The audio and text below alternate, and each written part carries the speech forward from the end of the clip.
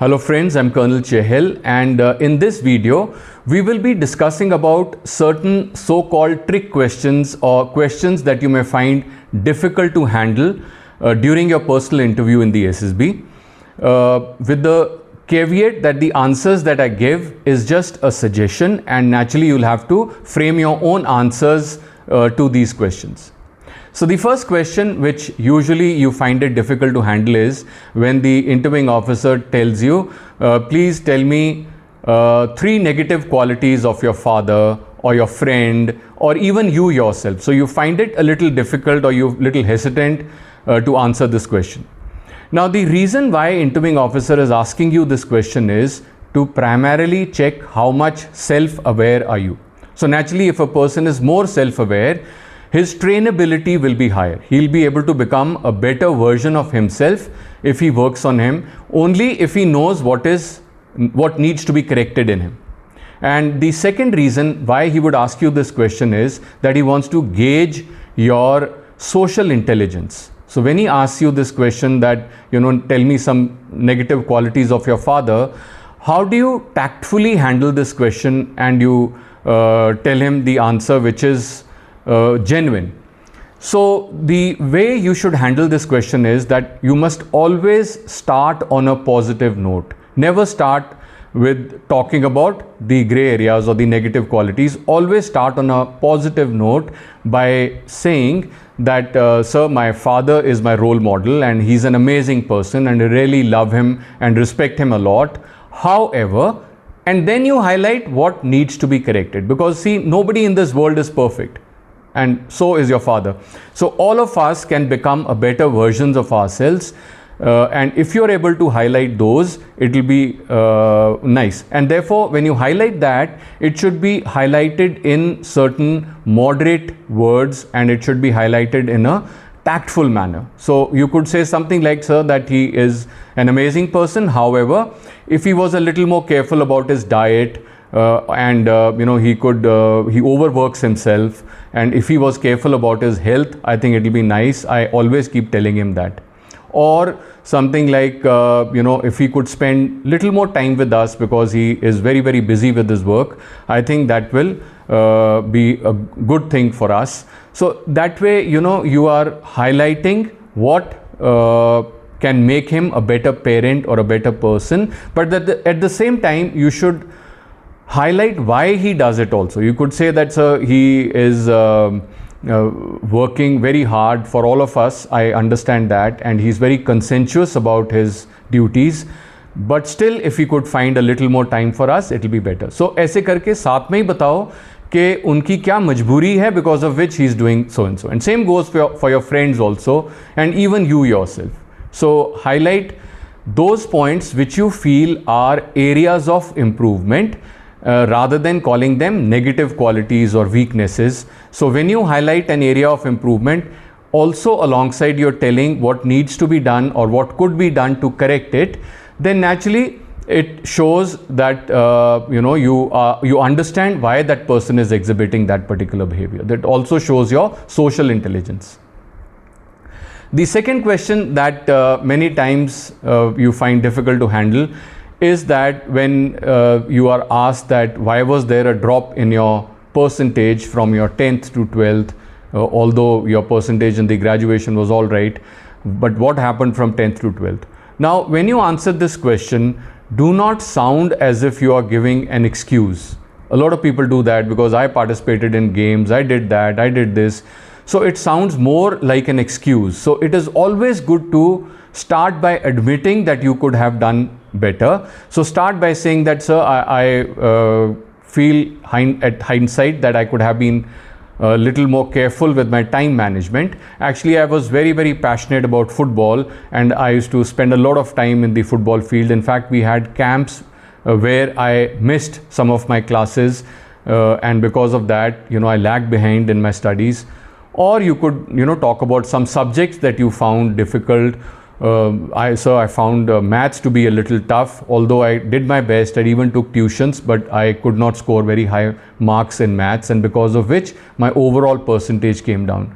Or it could be, a change of station, a change of school, change of medium of teaching. It could also be sometimes, you know, that you have some domestic issues. But whatever things that you highlight, whatever issues that you highlight, should never sound as if you're giving an excuse. It should be sounding like a genuine reason, and you should not defend it if assessor says that no, you could have done this. The interview officer tells you that you had this other option also. So you should admit it, and you should not kind of say that nahi, main to, because of this I could not do it at all. So there are always ways and means of doing things better, and it is good to look at those reasons and also highlight those reasons when you indicate why you could not do well in a particular subject, or why you couldn't score high marks, or why there was a drop in percentage when you went from 10th to 12th. But at the same time, you must say that what were the learnings from that failure,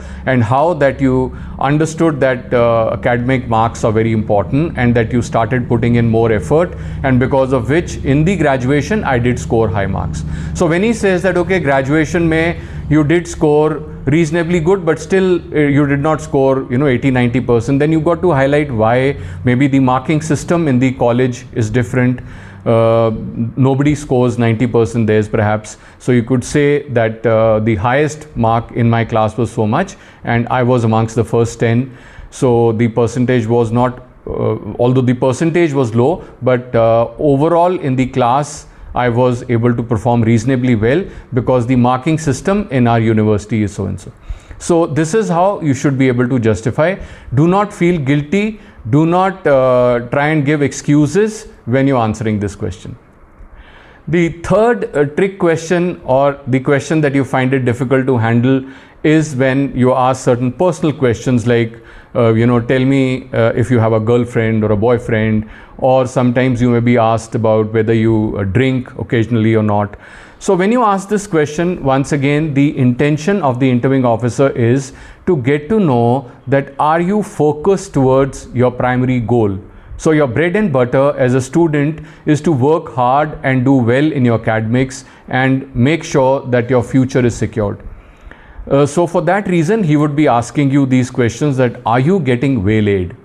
So when you answer this question, once again, do not you know, give a yes or no answer. You have to give an answer which is kind of socially desirable. So something like this, you could say that, sir, although we are a big group of friends in college, we have boys and girls in that, but I am not into a relationship with anybody, because I feel right now it is my age to work hard and settle down in life, rather than getting involved in relationships. So rather than saying that no, I don't have a girlfriend, it is good to say that I have girls who are friends. We are a big group where there are boys and girls, but since this is my time to settle down in life and do well for myself, my primary focus is towards my academics and doing well, and that is why I feel that this is not the right time for me to get into any relationships. Secondly, also when he asks you about whether you drink or not, naturally if you don't drink, then you can always tell him that you don't. But if you have had a drink once in a while, or maybe during your college farewell, or on some such occasion that you had, there is no harm in saying that, sir, I wanted to just try out. I even informed my parents, so there is nothing that I've hidden from anybody. So I just wanted to taste it, and I did try it once or twice, but then I'm not really you know, into the habit of drinking. So I maybe once in a blue moon, if there is an occasion, I may have a drink or two, but I make sure that I do not exceed any limits.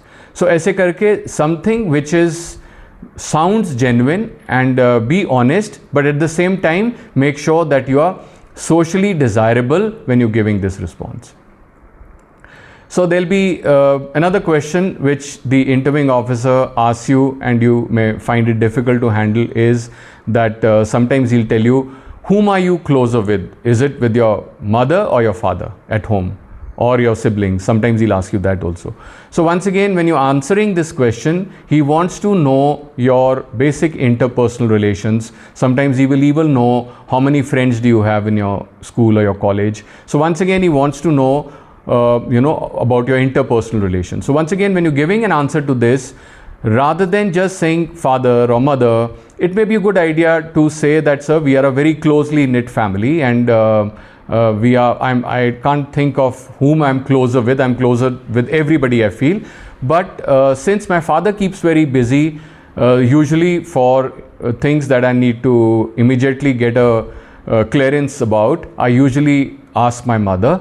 And but otherwise, it is just because she is available at home more often that I'm able to share whatever that I have in my mind with her. But it is not that I hide anything from my father. I'm equally close to my father as well. So similarly, when he's saying how many friends do you have, so rather than just listing out 3, 4, 5, whatever, you could say that, sir, I'm a very friendly person and I have a lot of friends in my college or your school, but however, I'm closer to whatever 3, 4, as many that you are closer to. So you can list that out rather than saying that you just have 2 friends or 3 friends. Start by saying that you're a friendly person and that you have a lot of friends in your college. So this is how you could answer this question. So there are some other trick questions also which we will take up in the next video. So all the best. Looking forward to seeing you again. God bless you.